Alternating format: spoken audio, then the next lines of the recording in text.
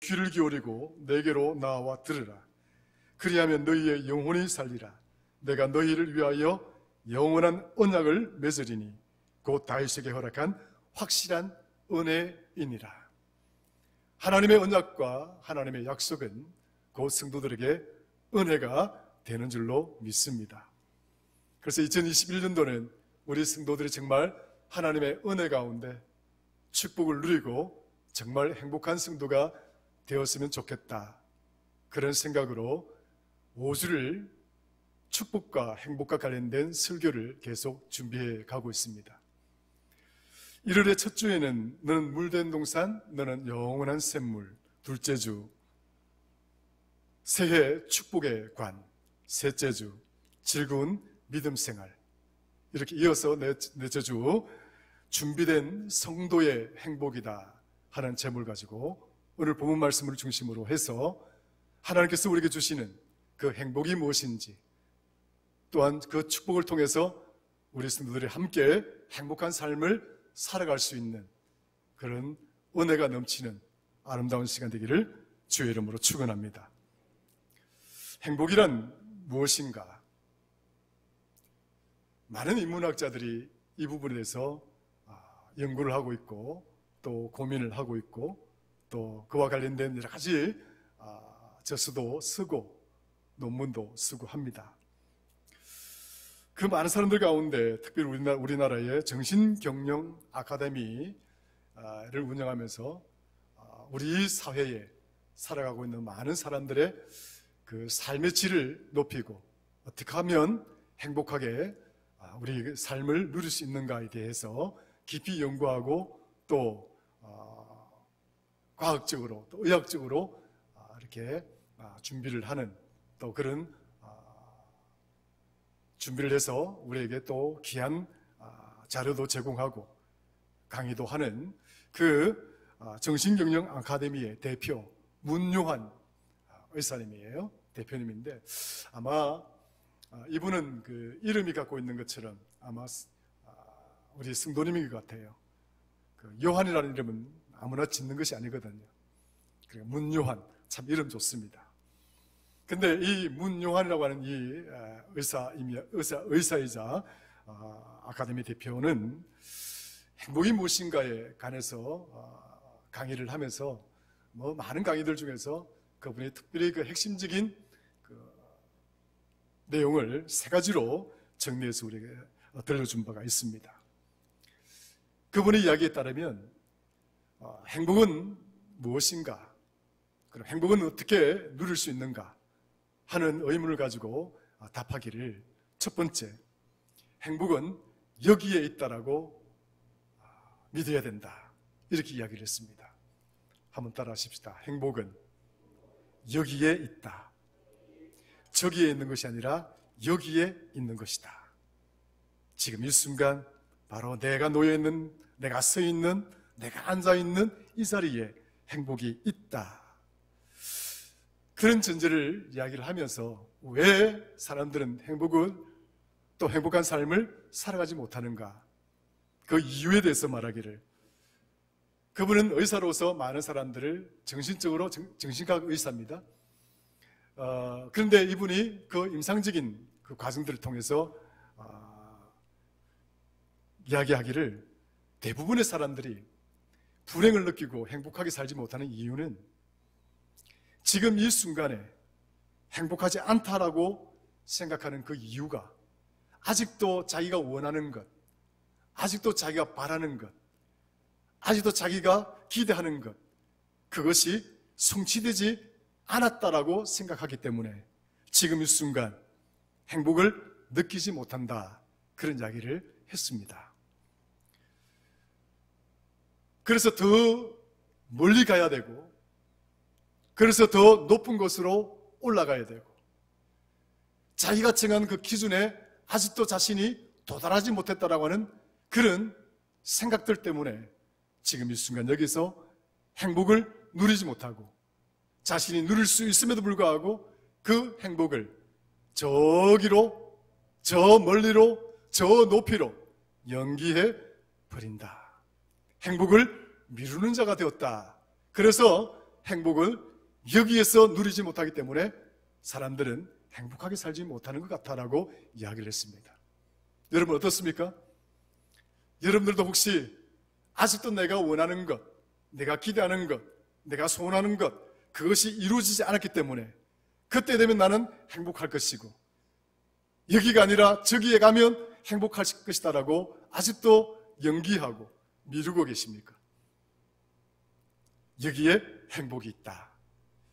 참 일리 있는 말이죠. 두 번째 이야기하기를 행복은 사이에 있다 했습니다. 따라 하십시다. 행복은 사이에 있다.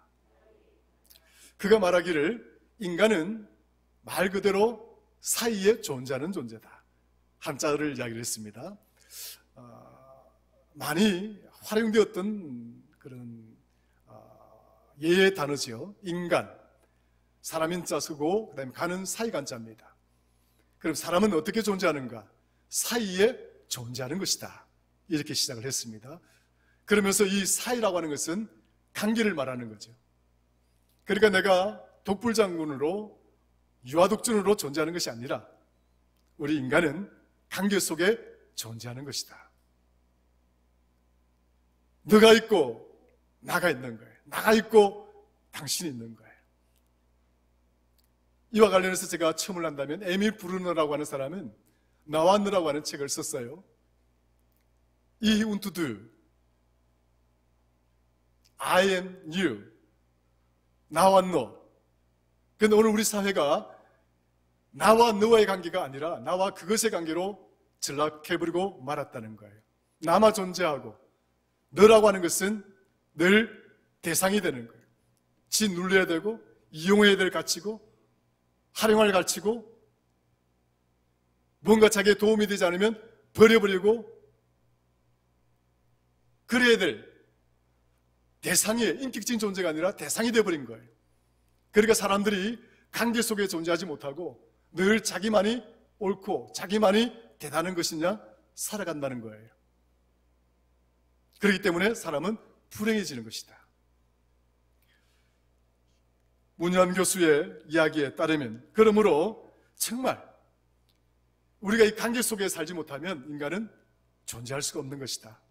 이 관계가 깨어져 버리면 결국 행복해지지 못하고 불행하게 되는 것이다. 그런 이야기를 했습니다. 자기에게 찾아오는 많은 정신적인 질병을 앓고 있는 환자들이 대부분이 불행하다라고 느끼는 그 이유가 뭐냐면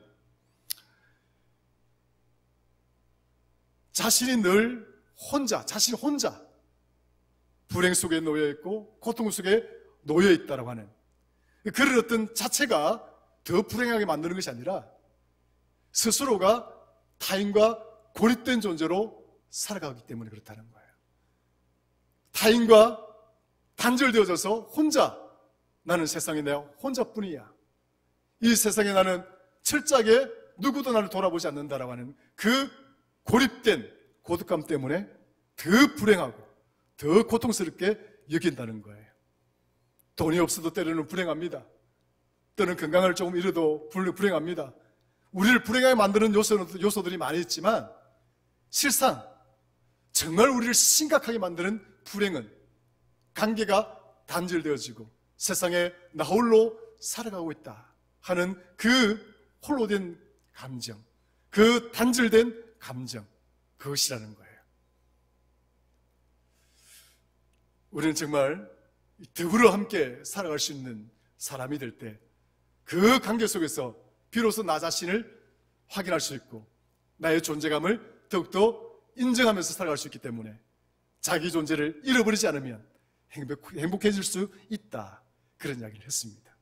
세 번째, 그는 말하기를 원하는 삶이 있거든. 그러니까 행복해지기를 원하는 그런 어떤 가치나 정말 그런 목적이 있다고 한다면 스트레스와 과감하게 맞서라. 그가 나를 힘들게 만드는 요인들, 나를 정말 어렵게 만드는 요소들, 때로는 고난, 때로는 고통, 때로는 여러 가지 역경들, 시련들 그런 것들이 찾아올 때 거기에 무릎 꿇지 말고 단호하게 맞서는 자가 되어라. 그런 이야기를 했습니다. 그렇게 되면 비로소 우리가 자기가 만족하는, 성숙하는 행복한 삶을 누릴 수 있다. 인간학적 관점에서 그렇게 이야기를 했습니다. 의학적으로 그는 말하기를 우리 내외에서 기쁨을 느끼게 되거나 즐거움을 느끼게 되면 도파민이라고 하는 호르몬이 많이 생긴다는 거예요. 그 도파민의 물질이 호르몬이 많이 생기면 우리가 기쁘게 느끼고 즐겁게 느끼고 행복하게 살아가는 느낌을 가지고 산다는 거예요. 근데 우리가 불행해지거나 우리가 고통스럽거나 그러면 우리 안에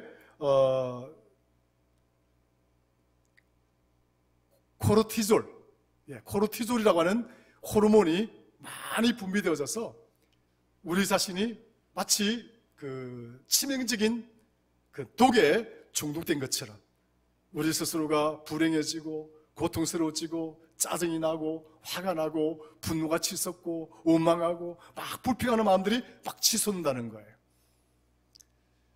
그러니까 우리는 이 도파민이라는 호르몬이 우리 몸속에서 생체적으로 이게 뭡니까? 생겨나고 있고 또 코르티졸이라고 하는 이 호르몬이 같이 생기고 있는데 이 두 가지가 교감을 잃어버리게 되면 결국은 불행해진다는 거예요. 어떤 사람은 이 도파민을 더 많이 찾아서 더 기쁨을 누리기 위해서 중독에 빠진다는 거예요. 그래서 마약을 하면 도파민이 더 많이 갑자기 많이 생겨서 그 순간은 좋은데 일시적인 행복은 누릴 수 있지만 순간적으로 자기를 시간이 지날수록 자신을 망쳐버리는 것이 되고 만다.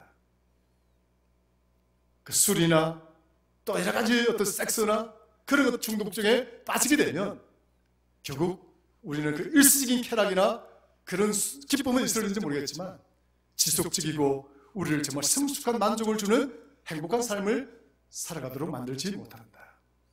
때로는 우리 속에 이 코르티졸이라고 하는 스트레스 물질이 분비가 될 수 있도록 해야 되는 것이다. 그게 맞서고 움직일 때 비로소 우리가 성숙해가는 행복자가 될 수 있다. 이런 이야기를 했습니다.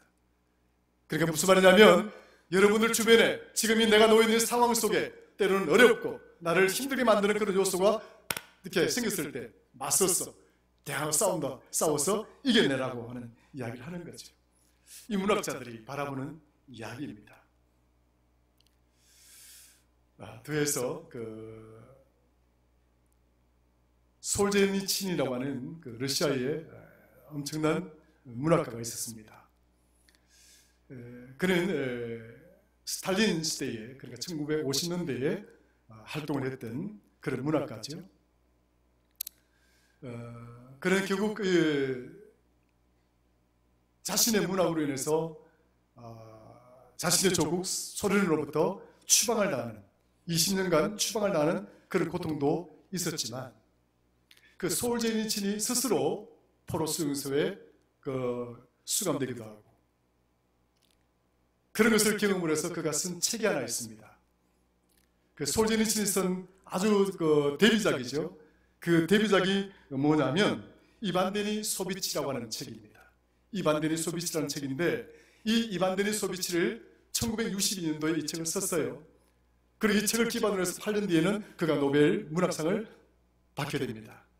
어쨌거나 이 이반 데니 소비치라고 하는 이 책에 보면 주인공이 이반 소비치 슈퍼라고 하는 인물이 나옵니다. 그리고 이반 슈퍼라고 하는 이 사람은 2차 대전 때, 1차 대전 때 그 독일군과의 그 전쟁에서 포로가 됩니다. 그 포로가 되었다가 다시 풀려나서 자기 조국으로 돌아오는데 조국에서 간첩이라는 누명을 쓰게 되고 그래서 그 시베리아 벌판에 그 포로 수용소에 이감되게 됩니다. 갇히게 됩니다. 그 이반 슈퍼가 그 포로 수용소에서 3,653일 10년이죠. 3,650일은 10년인데 3일은 뭐냐면 윤달이 끼었다는 거예요. 그 윤달이 끼어가지고 3,653일을 그 포로 수용소에 갇히게 됩니다. 근데 그 갇히는 그 10년의 시간을 막 묘사를 한 것이 아니라 그것을 딱 축약해서 하루의 포로 생활, 그것을 기록한 게 기록해서 문학적으로 작품을 남긴 게 이반덴이 소비츠라고 하는 작품이에요. 거기에 보면 이 이반이 그 시베리아가 영하 30도, 40도 팍 떨어지잖아요. 그 환경과 역경 속에서 그 감옥 속에서 자기가 먹을 수 있는 것은 빵 한 조각에 죽 한 그릇, 그리고 새벽 5시에 일어나서 10시까지 죽기살 뭡니까? 노동을 해야 되는 그런 고난과 역경의 시간이 하루가 아니라 10년이 이어지는 그런 삶을 지나가고 있습니다. 여러분, 이 가운데 이런 삶을 행복하다라고 느끼며 살아갈 수 있는 사람이 있을까요? 어떤 누가 이런 정황을 보고 야, 내게 희망이 있다라고 말하며 살아갈 수 있는 자가 있겠냐고요. 그런데 솔제니치는 이 작품을 통해서 두 가지를 이야기합니다.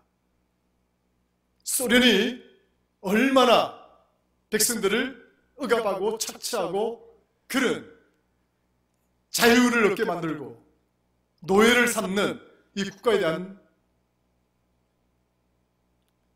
정책에 대해서 비판하는 그게 첫 번째 목적이라고 한다면, 두 번째는 이 이반이 한 개인이죠.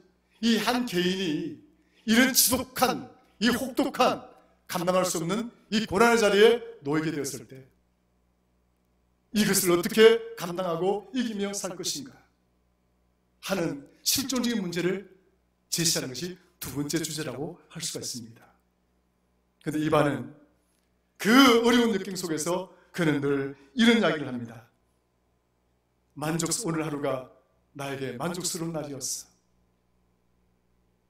오늘 하루는 하늘에 구름 한 점이 없는 날이었어.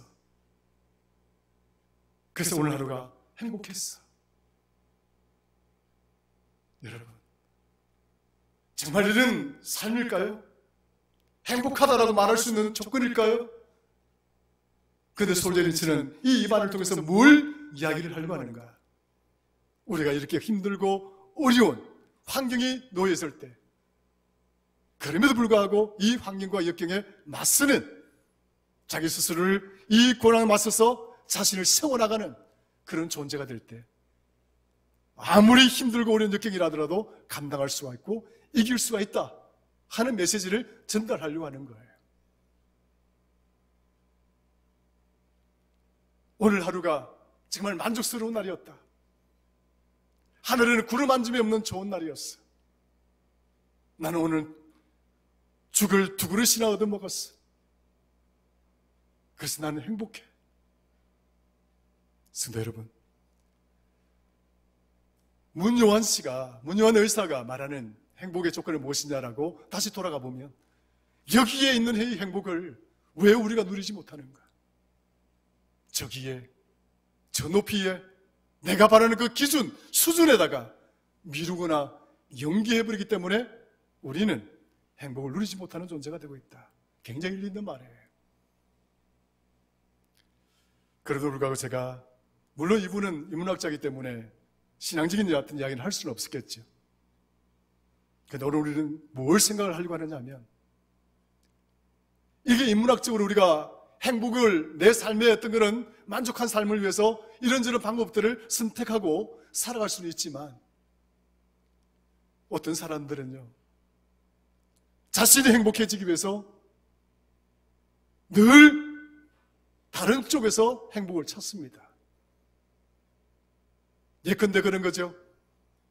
상대방을 헐뜯고 상대방을 짓누르고 억압하고 막 이렇게 비난하고 이런 것들을 익숙해지면 그 사람은 그렇게 말하지 않으면 불행한 거예요. 그렇게 살아야 행복해지는 거예요. 여러분, 그게 진정한 행복일까요?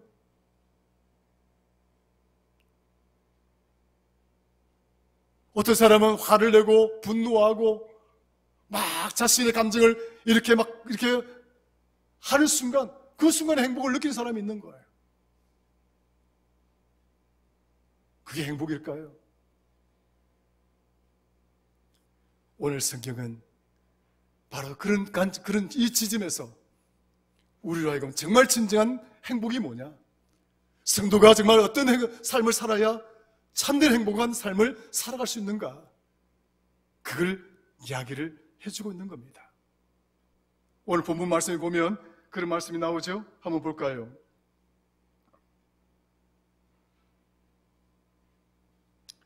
6절 한번 읽어볼까요? 6절부터 7절까지 시작.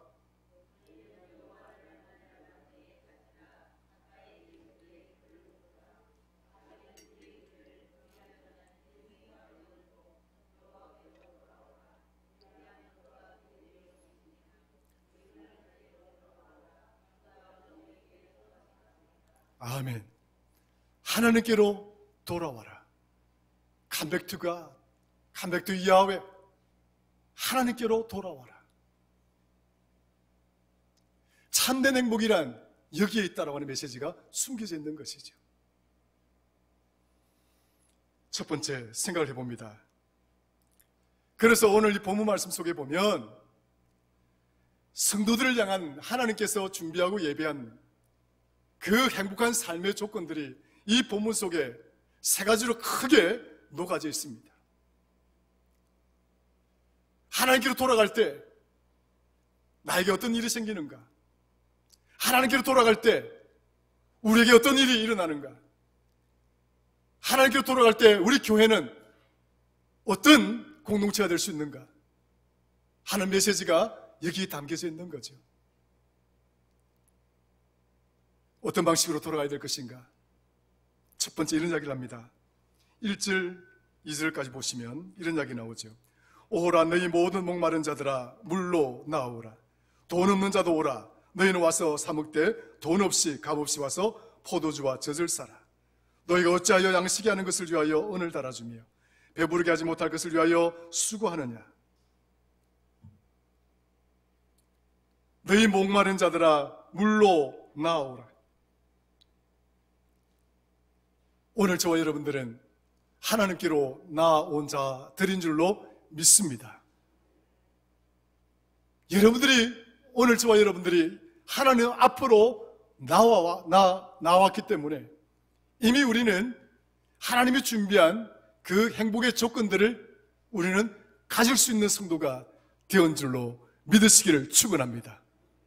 생명의 물 강가로 우리는 나왔고 생명의 물 강가로 우리가 나왔기 때문에 오늘 예비된 준비된 나를 위하여 베푸시는 하나님의 그 생수 생명의 물을 우리의 메마른 심령을 적실 수가 있고 여러분들의 메마른 그 삶의 터전들을 적실 수가 있고 갈라지고 비틀어진 거북등과 같은 우리의 가정의 지경 안에도 하나님께서 생수로 적셔 주실 것이다라고 하는 그 행복한 조건들이 하나님 앞에 서는 순간 준비되어져 있다는 사실을 우리는 반드시 기억할 필요가 있는 겁니다. 오늘 성경 말씀 이사야는 이 말씀 우리에게 전하고 있는 거죠. 하나님이 이미 여러분들과 저를 위해서 행복의 조건들을 만들어 놓았다는 거예요. 목마른 자들아 다 하나님께로 나오라. 와서 사 먹되 돈 없이 값 없이 포도주와 젖을 사 먹는 자가 되어라. 하나님이 주시겠다는 거예요. 여러분들의 상황을 보고 조건을 보고 여러분들의 어떤 헌신의 어떤 그런 것들을 보고 아니라 무조건적으로 하나님 앞에 서는 자는 누구든지 할 것 없이 값 없이 포도주를 사고 값 없이 젖을 먹는 그런 성도가 될 수 있다는 거예요. 사랑하는 성도 여러분, 하나님의 은혜가 하나님의 행복한 삶의 조건이 지금 우리 가운데 준비되어져 있는 줄로 믿으시기를 축원합니다. 누가복음 14장 15절 이하에 보면 큰 잔치가 열렸습니다. 그래서 왕은 많은 사람들을 초대합니다. 근데 어떤 사람은 말하기를 이렇게 이야기를 합니다. 나는 땅을 샀기 때문에 나는 그 땅 산 거기 가서 내 땅을 돌아보아야 돼. 나는 소 5기리를 샀어. 그래서 소 10마리를 샀기 때문에 5기리는 2마리가, 한 기리는 2마리거든요. 10마리를 샀기 때문에 내가 그 10마리를 시험하러 가야 돼. 나는 결혼했어. 그래서 나는 지금 이 순간은 나는 신부와 함께 즐거운 생활을 보내야 돼. 혼인 생활을 보내야 돼. 하나님은 지금 이 순간도 끊임없이 여기 하나님 계신 이 자리 우리를 부르셔서 준비된 행복한 삶을 살아가도록 예배해 놓으셨지만 우리는 끊임없이 그 행복을 저기로 저 멀리로 연기해버리고 살아가고 있다는 거예요. 성도 여러분, 하나님은 지금 이 순간 우리에게 행복을 주시기를 원하는 줄로 믿으시길 축원합니다. 연기하지 마십시오. 미루지 마십시오. 오늘 이 순간 하나님 앞에 서는 자는 얼마든지 그 행복한 삶을 누릴 수 있는 조건을 갖춘 그런 분이라는 사실을 반드시 기억을 해야 됩니다. 두 번째, 준비된 행복이란 2절 중반에서부터 5절까지 한번 읽어보겠습니다. 2절 중간. 자,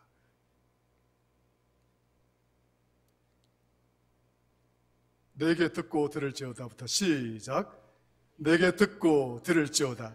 그리하면 너희가 좋은 것을 먹을 것이며 너희 자신들이 기름진 것으로 즐거움을 얻으리라. 너희는 귀를 기울이고 내게로 나와 들으라. 그리하면 너희의 영혼이 살리라. 내가 너희를 위하여 영원한 언약을 맺으리니 곧 다윗에게 허락한 확실한 은혜이니라. 아멘. 할렐루야. 할렐루야. 듣는 자가 되어야 되는 겁니다.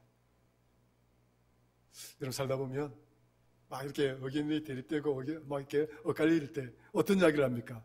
야, 내 말 좀 들어라. 내 말 좀. 여러분 자녀들 교육시킬 때 어떻게 교육시킵니까? 이놈 새끼들. 아빠 말을 들어야지. 엄마 말 좀 들어야지. 그 말 좀 듣는다는 게 무슨 말이에요? 한쪽 귀를 듣고 한쪽 귀를 흘려버리는 거예요? 아니죠. 그 말을 듣고 그 말을 행하는 것을 말합니다. 따라하십시다. 말을 듣고 행하는 것이다. 하나님께서 오늘 저와 여러분들을 부르시고 내 이야기를 들으라, 내 말을 들으라 라고 하는 이 말씀은 한쪽 귀를 듣고 흘려버리는 것이 아니라 이 말대로 행하는 자가 되어라는 거예요. 오늘 너희들에게 들려주는 이 말을 듣거든 너희는 그 말을 듣고 행하는 자가 되었으면 좋겠다는 거예요. 그러면 하나님은 준비되고 예비된 성도의 행복을 우리에게 채워주시겠다는 거예요. 시편 119편 112절에 내가 주의 율례들을 영원히 행하려고, 내가 주의 율례들을 영원히 행하려고 내 마음을 주의 말씀에 귀를 기울였습니다 라고 합니다. 성도 여러분, 하나님의 율례, 하나님의 가르침을 영원히 행하려고 하나님의 말씀을 듣습니다. 오늘 저와 여러분들은 여기서 그냥 하나님의 말씀을 듣는 것이 아니라 하나님의 말씀을 영원히 행하기 위해서 이 말씀을 듣는 자인 줄로 믿으시기를 축원합니다. 하나님의 말씀은 곧 우리를 살리는 말씀입니다. 하나님의 말씀 곧 우리를 영원한 생명으로 이끌어 가시는 말씀입니다. 시편 119편 24절 주의 증거들은 나의 즐거움이요 나의 충고자가 됩니다. 시편 119편 54절 내가 나그네 된 집에서 주의 율례들이 나의 노래가 되었습니다. 시편 119편 72절 주의 입의 법이 내게는 천천금은처럼 좋습니다. 이어서 103절 주의 말씀의 맛이 내게 어찌 그리 단지요 내 입에 꿀보다 더 다니이다. 이어서 105절 주의 말씀은 내 발의 등이요 내 길의 빛이니이다. 112절 내가 주의 율례들을 영원히 행하려고 내 마음을 주께 기울입니다. 성도 여러분, 오늘 저와 여러분들은 하나님의 말씀을 듣는 자들입니다. 이 듣는 이 순간 이 자리에 하나님은 저와 여러분들을 위해서 행복한 조건들을 준비해두고 계신 줄로 믿으시기를 주의 이름으로 축원합니다. 귀를 기울이고 내게로 와서 들으라. 그러면 너희의 영혼이 살 것이고 내가 너희를 위하여 영원한 언약을 맺고 그 언약은 하나님의 은혜의 언약이다. 그 행복의 조건을 준비해두고 계신다는 거예요. 마지막입니다. 하나님을 찾고 그의 이름을 부르려야 된다 하는 겁니다. 따라 하십시다. 하나님을 찾고 그의 이름을 부르자. 6절에 보니까 만날 만한 때에 하나님을 찾고 가까이 계실 때에 그의 이름을 부르라. 기회가 왔을 때 하나님을 찾고 기회가 왔을 때 하나님의 이름을 부르는 자가 되어야 한다는 거예요. 여러분 행복해지기를 원하십니까? 행복해지기를 원하십니까? 1년이 행복한 성도의 삶이 되기를 원하십니까? 행복의 하수처럼 강물처럼 흘러넘치기를 원하십니까? 가까이 있을 때 하나님이 여러분과 저와 저의 곁에 옆에 계실 때 그를 찾고 그의 이름을 부르는 자가 되십시오. 하나님 우리에게 진정한 행복을 주시겠다라고 이야기를 하십니다. 악인은 그의 길을 불의한 자는 그의 생각을 버리고 여호와께로 돌아와라. 그리하면 그가 긍휼히 여기시리라. 우리 하나님께로 돌아오라. 그가 너희에게 용서하시리라. 이는 내 생각이 너희 생각과 다르며 내 길은 너희 길과 다름이니라. 여호와의 말씀이니라.